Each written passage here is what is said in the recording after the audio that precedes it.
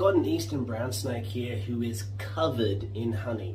I found him in a honey factory, well, bee honey hive factory. They make honey good for us to eat pretty much. So I'm going to rinse him off because he's acting real stiff, coated with honey.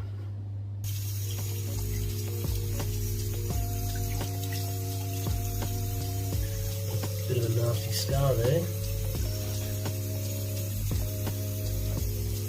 Should be right.